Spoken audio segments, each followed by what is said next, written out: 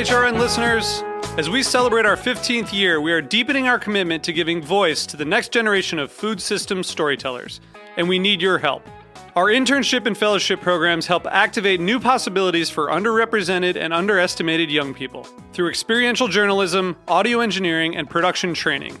Through these unique programs, HRN helps food equity stewards build essential workforce readiness skills that expand their potential and foster economic mobility. Please consider supporting these critical programs. And with a minimum donation, you can be entered to win a dinner for two at an amazing restaurant in one of 8 cities and tickets to a concert at a great venue in one of those cities. We have incredible partners across the country who have donated, as they also share our passion for helping to educate the next generation of food systems storytellers. Check out heritageradionetwork.org/15 to donate and enter to win today. That's heritageradionetwork.org/15 to donate and enter to win today. And make sure you donate before March 31st. Thank you. This episode is brought to you by Steward, equipping regenerative farms with the capital they need to grow. Learn more at gosteward.com. This episode is brought to you by PASA Sustainable Agriculture. Register to attend PASA's 31st annual conference by January 28th at pasafarming.org/conference.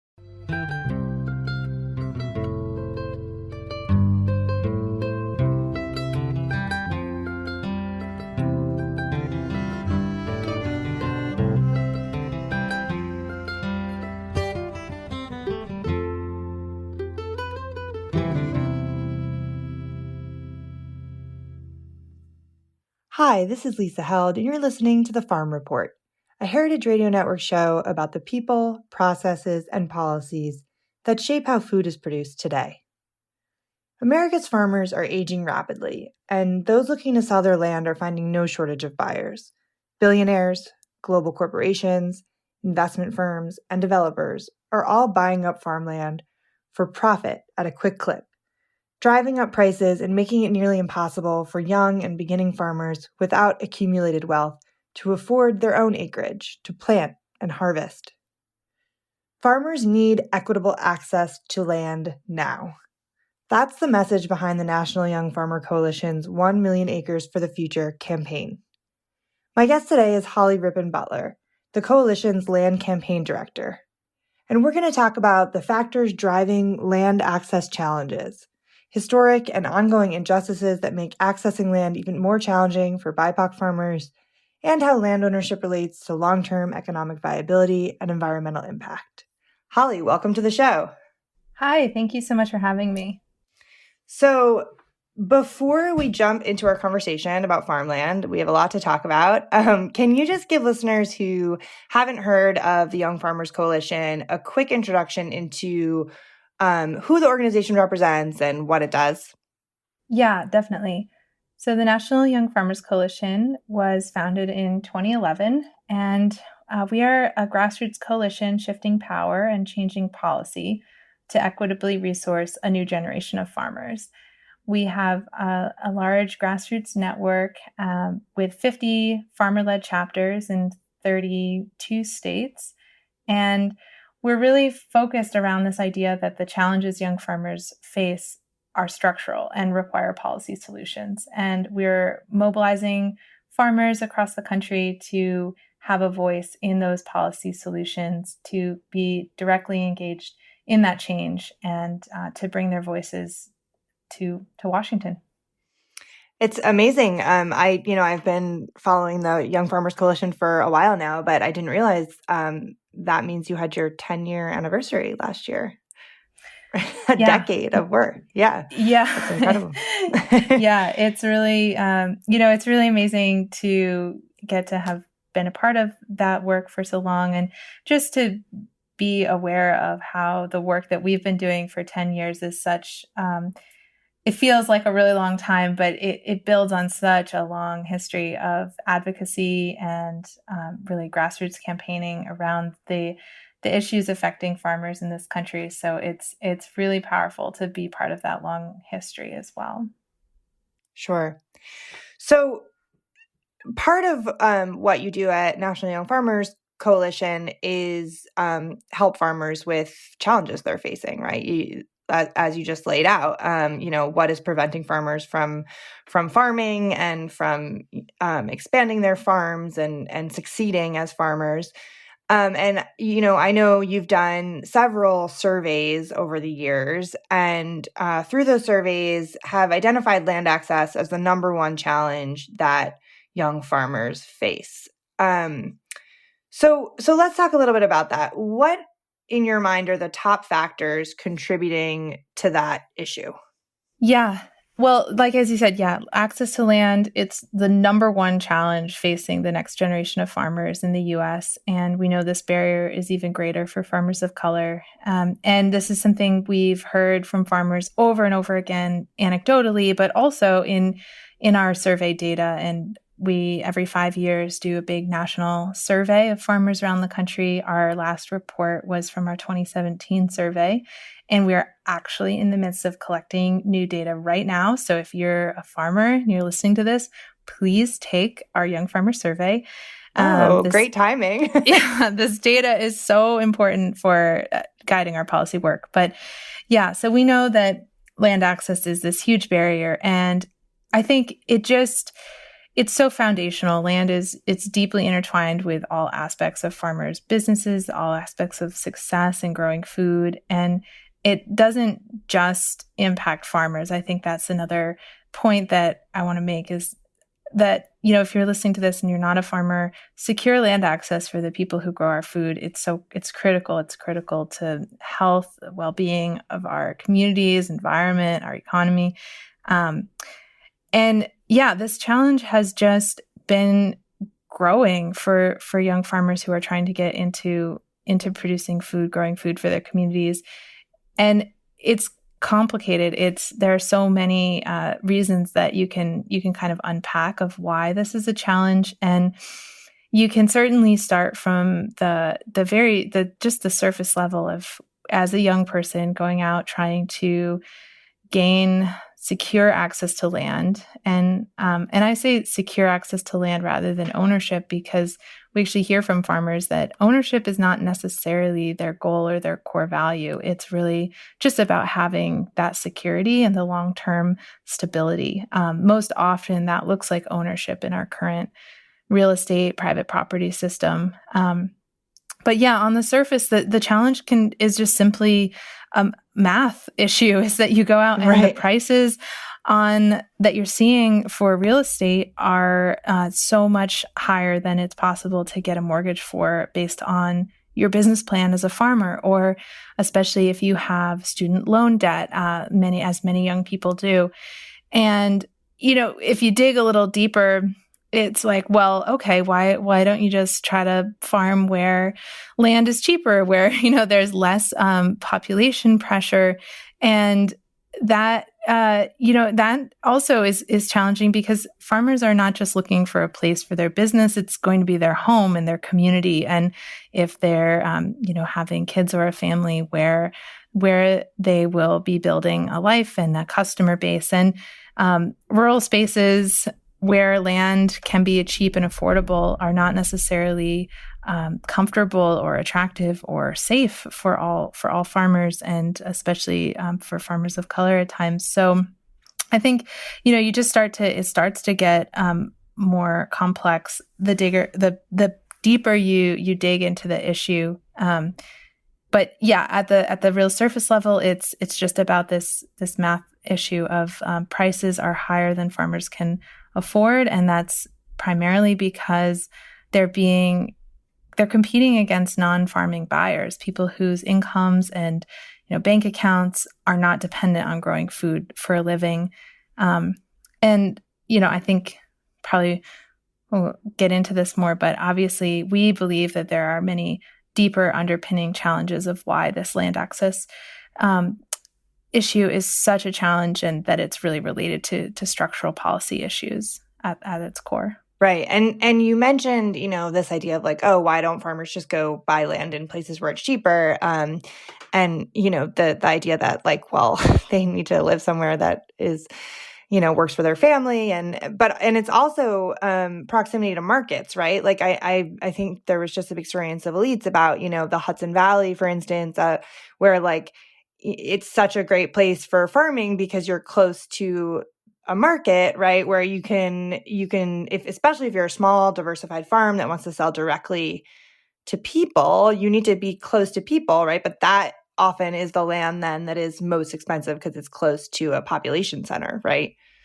Yeah, exactly. And those are the places where we see the most land loss to development, and the most competition from non-farming buyers who, and that can include both, housing developments, but also increasingly just individuals who are looking for second home properties or just rural properties that they are not looking to farm themselves. And this really can set up a lot of what we see going on of rental scenarios where farmers are depending on short-term lease arrangements and just facing a lot of instability as they're trying to farm and to deal with climate instability and to grow their markets and just invest in soil health and all of these things that just become more challenging.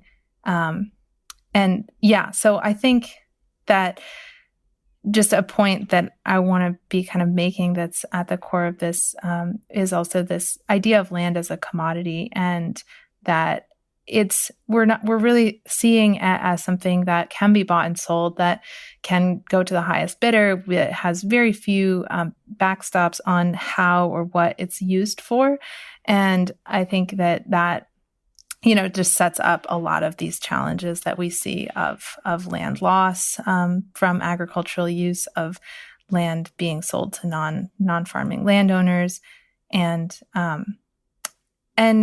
just this like ongoing generational wealth building and related to land that really shuts out a lot of young people, and especially people of color who have been systemically denied access to that ability to build generational wealth through land. Right. Yeah. Let's talk a little bit more about that. So, I mentioned in the intro that there has been like this increased attention lately. You see a lot of headlines in the press about farmland as an investment, right? Like, and you mentioned it's sort of seen as a commodity, right? Like a thing that can be bought and sold for profit. In my mind, it feels like that has really kind of exploded in just like the past couple of years, that situation. Do you think that has been getting worse and becoming more of an issue for when farmers are going out and looking for land? Yes, definitely. I mean, I think, again, a lot of that is somewhat anecdotal in terms of what we're able to know about really who are the people who are buying land and who's outcompeting farmers. But we do know that recent USDA estimates show that 30% of farmland is owned by non-farmers. And we're seeing investor interest grow in all kinds of places. Like you see it show up in shareholder reports and in financial guidebooks and things where people are being encouraged to invest in farmland right now because it's seen as an investment that has this kind of dual benefit of increasing in value over time as you hold it, and also in the potential to get some income off of it through rental or production. It's also, of course, it's a scarce resource if you think of it that way, in a commodity. And we're seeing a definite increase in that investor interest in land. And you can see that in the different metrics. There's one that I saw that talks about the ratio of real estate value to production value. It's like what are people paying to purchase land versus compared to what they might be able to rent the land for agricultural use. And just seeing that ratio, the divide grow there too. Right. Sure. And you mentioned a few times structural inequalities. I think a lot of people, I think we've actually talked about this on the Farm Report before, the fact that at this point in time, white people own 98% of rural land in this country. What are you hearing from young BIPOC farmers about how their challenges are compounded when they're attempting to access land? Yeah, the statistics are really staggering. I mean, 98%, just to underscore that, that's almost complete ownership of agricultural land Right. in the hands of white individuals. And yeah, like I said, that's really what we wrote about in our land policy report that we published in 2020 is just tracing the direct link of how public policies over the years have created an environment in which land has been taken, redistributed, made accessible to white landowners at the expense of becoming inaccessible, being taken, being dispossessed from individuals of color. And so this is a long legacy of our federal policy history, and resulting in this picture that we have today, and policies that continue to kind of exacerbate the results of those past policies, even if they're no longer explicitly racist in the way that they have been in the past.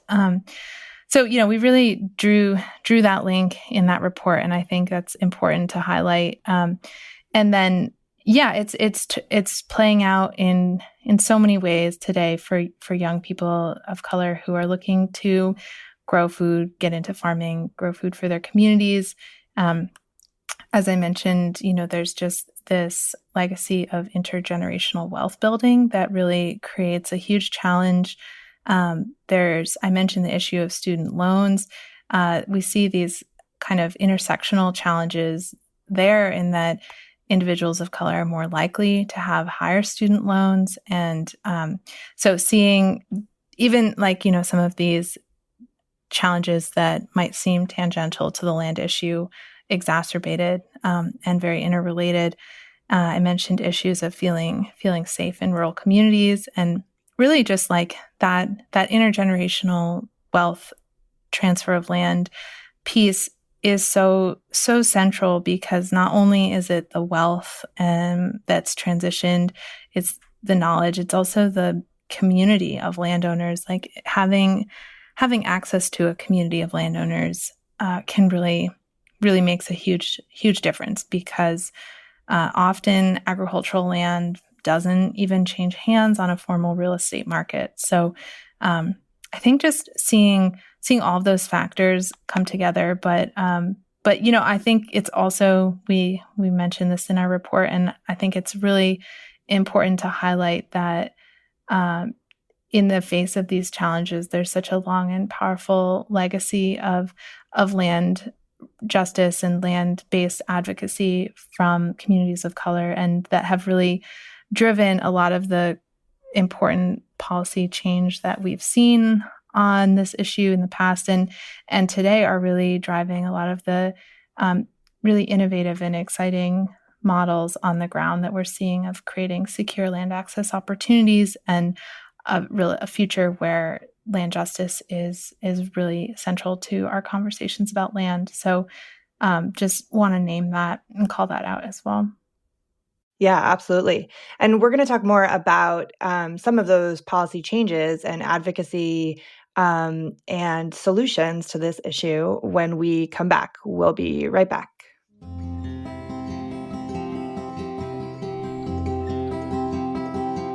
This episode of The Farm Report is brought to you by Steward. It's tough for local farms, ranches, fisheries, and producers to access the capital they need to propel themselves forward, or to sustain themselves at all. Steward is transforming agriculture by equipping regenerative farms and food producers with the resources they need to grow.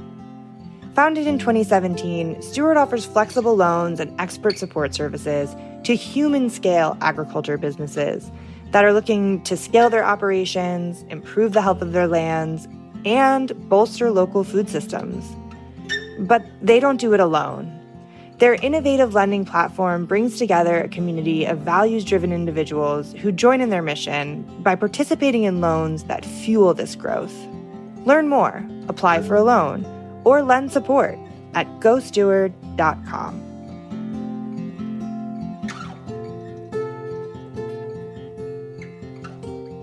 This episode is brought to you by PASA Sustainable Agriculture. For 30 years, PASA's conference has served as a springboard for transformative food system change. PASA's 2022 conference features more than 30 virtual and 90 in-person sessions on farming and food systems, covering topics that include building community food webs, keeping seeds to preserve cultural traditions, protecting local watersheds, as well as production methods and business skills for food producers of all levels. Keynote speakers include Soulfire Farms' Leah Penniman, author of Farming While Black, Sarah Mock, author of Farm and Other F-Words, and Jessica Gordon Nemhard, author of Collective Courage, A History of African American Cooperative Economic Thought and Practice. PASA's virtual pre-conference takes place January 4th through 28th. Register anytime to attend live or get recordings. You can also join PASA in Lancaster, Pennsylvania on February 10th through 12th for its in-person main conference. Comprehensive COVID safety measures will be in place. Learn more and register at pasafarming.org/conference. That's PASA farming.org/conference.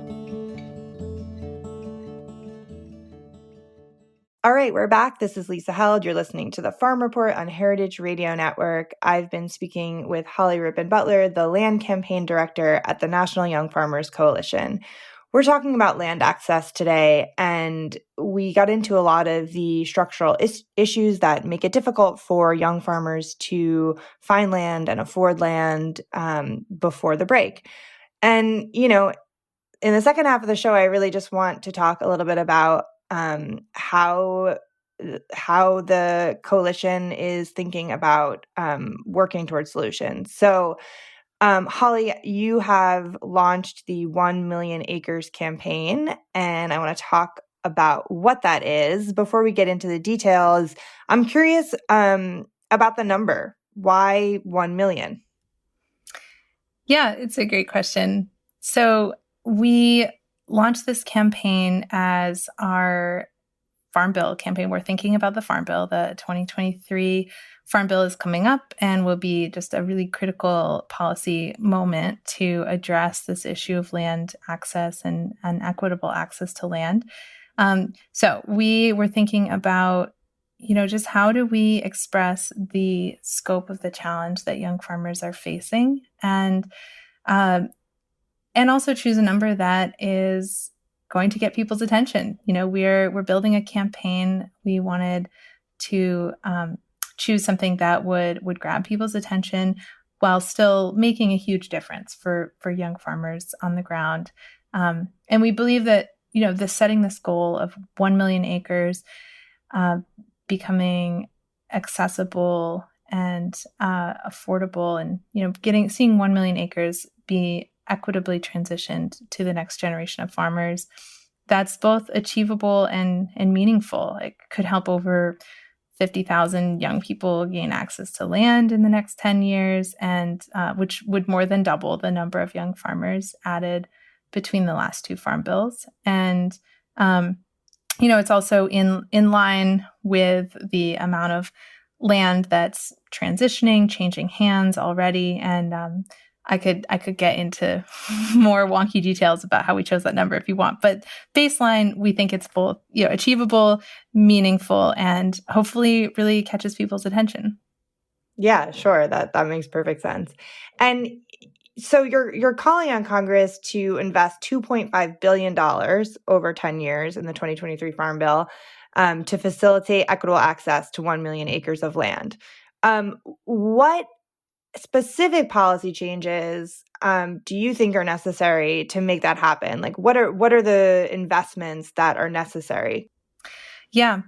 Well, in general, you know, we really, as I've been saying, believe public policy is a critical place and for this to see this investment and this change made, given the role that policy has had in determining the current picture of land access in this country.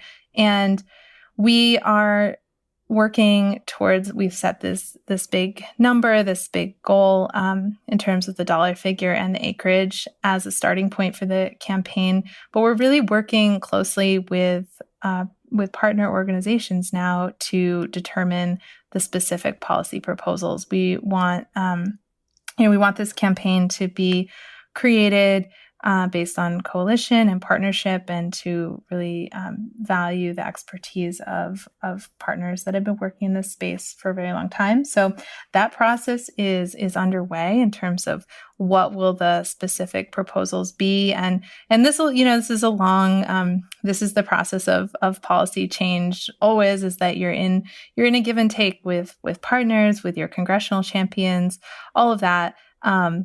But, I will say we are thinking about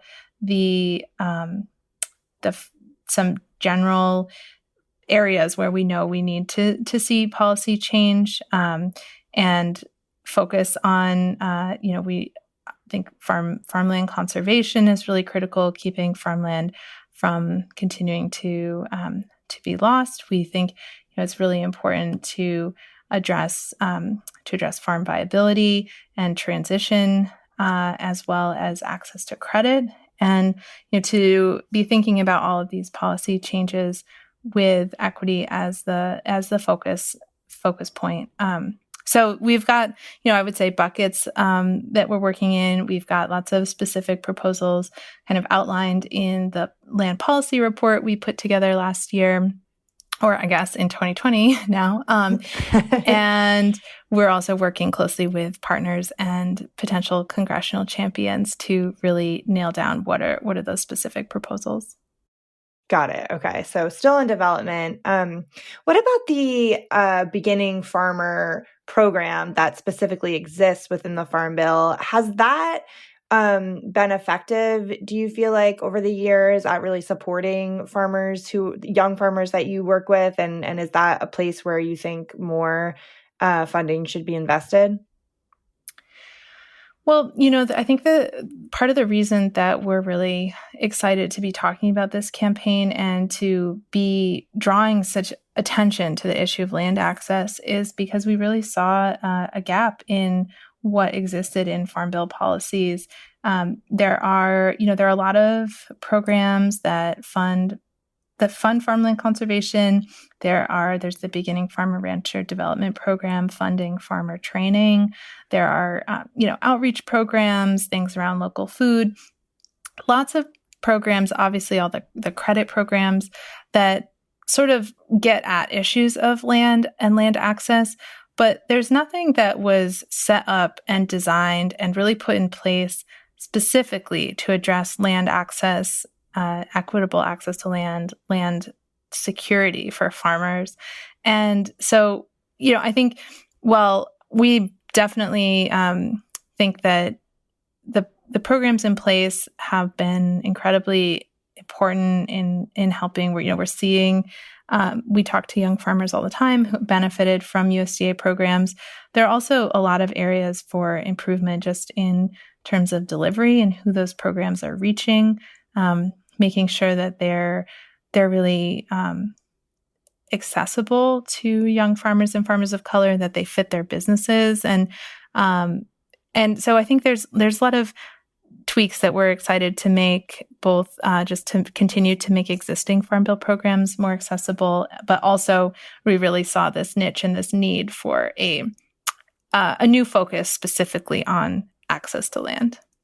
Yeah, that makes sense. The Beginning Farmer program that I was referencing, as you said, it's more about training. So, I mean, I could see how it might, even if it's very effective, it's potentially helping provide training to young farmers, but that doesn't do anything to then help them go out and find land to apply their training, right? So, yes, exactly. Yeah. We really, it's two separate things, and they're interrelated and both important.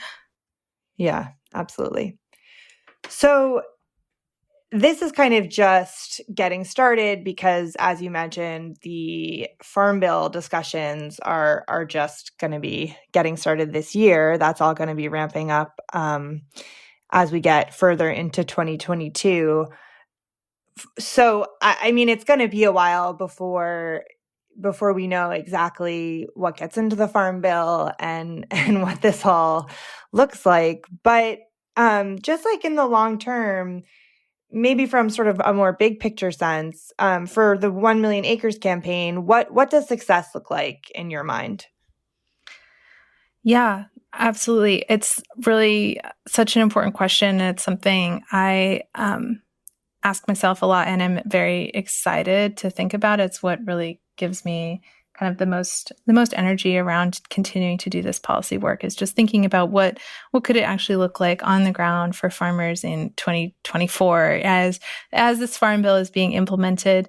And yeah, I think a couple of things. I think at sort of starting at the kind of wonky policy level in DC, I think it would be really, we would really love to see some coordination within USDA on this land access issue. So seeing a result of this Farm Bill be that there is a dedicated position or, a couple positions within our Department of Agriculture that are sort of there, that are staffed, they're permanently focused, and their time is really dedicated to saying, yes, the United States Department of Agriculture should, in all of its work, focus on this foundational issue of equitable access to land. And so I think that's just one piece of the vision that's very, very high level, but that I would be very excited to see as someone working with the USDA and with policy on a daily basis. But then in the bigger picture, in terms of what it would mean on the ground, I truly think it would look like resourcing a lot of the incredible efforts that are already underway. I think we want to, a lot of big part of the vision and what I've heard from partners as well is just this seeing our federal dollars, our tax dollars, going towards supporting community-based initiatives that are addressing this land access challenge.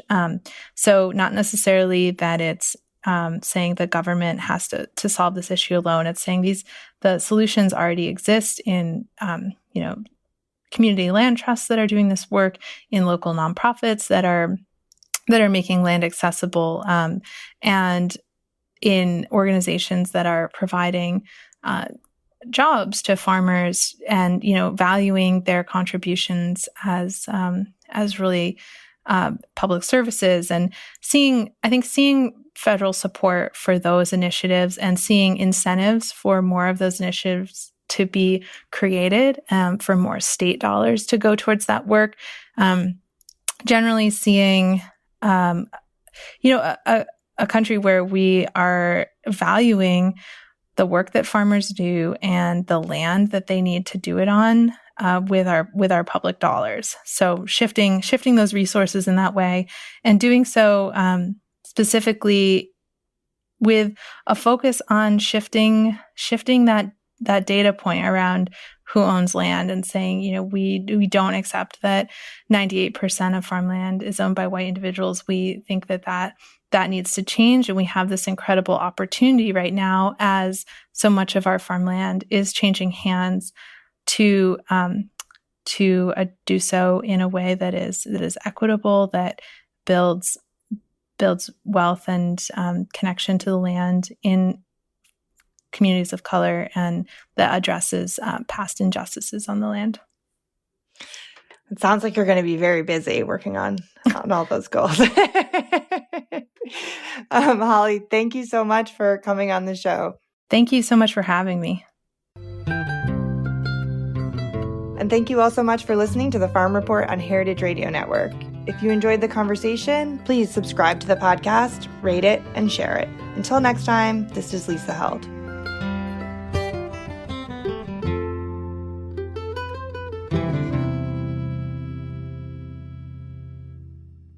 The Farm Report is powered by Simplecast. Thanks for listening to Heritage Radio Network, food radio supported by you. For our freshest content, subscribe to our newsletter. Just enter your email at the bottom of our website, heritageradionetwork.org. Connect with us on Instagram and Twitter at heritage_radio. You can also find us at facebook.com/Heritage Radio Network.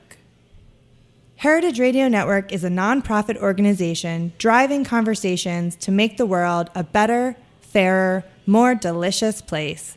And we couldn't do it without support from listeners like you. Want to be a part of the food world's most innovative community? Subscribe to the shows you like, tell your friends, and please join the HRN family by becoming a member. Just click on the heart at the top right of our homepage. Thanks for listening.